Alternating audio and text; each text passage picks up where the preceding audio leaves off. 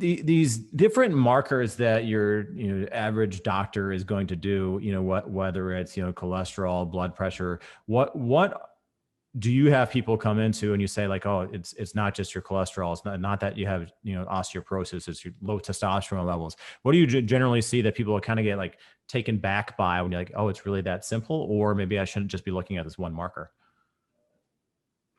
So I won't look at cholesterol at all.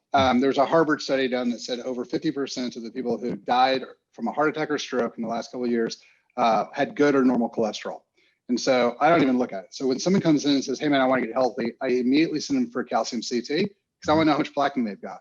And then we always send everybody for a sleep study because I have some of the worst apnea I've ever tested in anybody. And I had no idea. I was never tired, never had any issues, never anything, but I was testing the equipment just because I was giving it to other people. And I test everything on myself. And my nurse practitioner sent me down and she's like, you're going to die.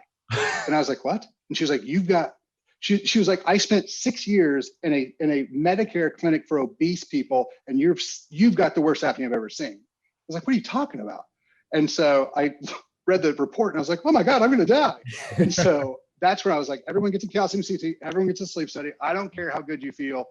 I'm not going to feel good as a doctor without checking those two things. Yeah. Okay. Then we go through and start looking at hormones. Calcium CT, so people can be familiar with that. So it's basically a CT, or basically it's an X-ray of the chest, and it shows how much plaquing is in the arteries in and around the heart. And if you have zero plaquing, I don't care what your cholesterol is. So you're going to be fine for that. They say 10 years. I say get it checked in 3 to 5, just because it's super cheap, super easy. It takes 20 minutes. I'd rather know 5 years from now that you're a 0 to 2, because it goes like 400. Okay. But I'd always want to check that. So that's calcium CT is just an X-ray of your chest. And most X-ray places, since it's a cash deal, anywhere from $80 to $500, they'll do it. You just walk in and say, I want to get it done. Okay. If you get a doc who'll write it, sometimes it's a good idea because then they'll go over it with you. Yeah. But that's the calcium CT. Okay. And then next, so then the sleep study. Good.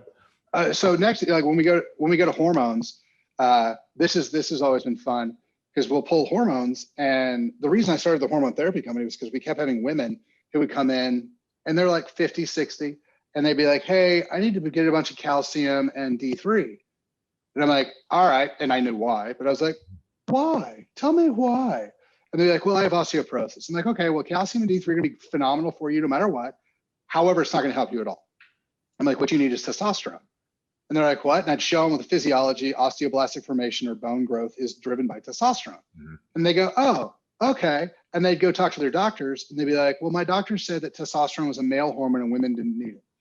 And after I heard that from about the 10th or 12th woman, I started to lose my mind. And I was like, that's it. I was like, I've got to partner with some people. We got to set this thing up. We got to get going. And we started getting these women going again. And there's things that you know. And then when someone tells it to you, you go, okay, yeah, I knew that. That made sense. But you didn't tell it to the person. So for instance, we have a lot of these women who have had such low testosterone for so long because of stress and because of the crap diets we all have. So they'll come back and they're like, hey, it's been about a month or so since we started the testosterone and I started having orgasms again. Is that normal? And I was like, yeah, you're not supposed to lose your orgasms. But without the testosterone, the blood flow and the nerve function to the clitoris goes away. Wow. And so you just have no more sensation. And so that was one of those things I was like, I can't believe I forgot to tell people that. That's kind of an important thing. I think if you led with that, hey, are you having orgasms? No. Okay. Do you want orgasms? Yes. All right, take this. You don't even have to tell them what it is. Like, yes, I want orgasms. And by the way, I know one of the clips for this podcast now is right now what we just did. Amazing. All right, carry on. Yeah. So, it's just, and that's when I talk about, that's why I mean that my job is to restore physiology. Yeah. So, that's when we go back and we're like, look, yes, this is a medical treatment. And yes, we're going to monitor this very closely with our medical team and this and that, but it's something that you need. If your communication system in the body's messed up, the body's not going to run right.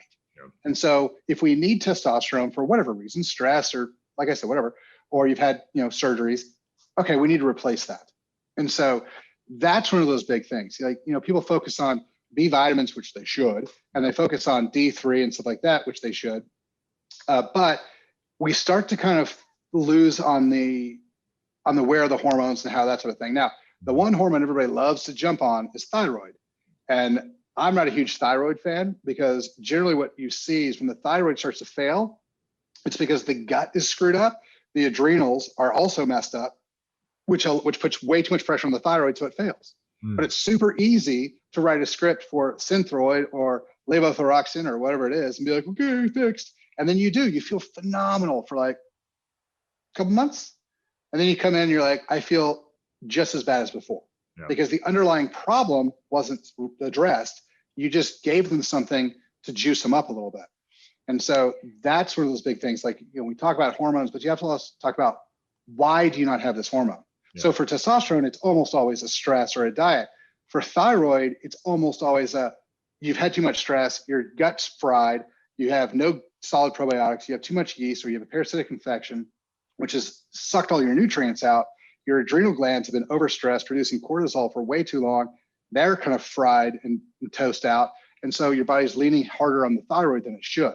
And so that's kind of where it is. So you have to go back and go, okay, we're going to clean the liver and the kidneys, reset the gut, build everything back up, give you the nutrients you have to have.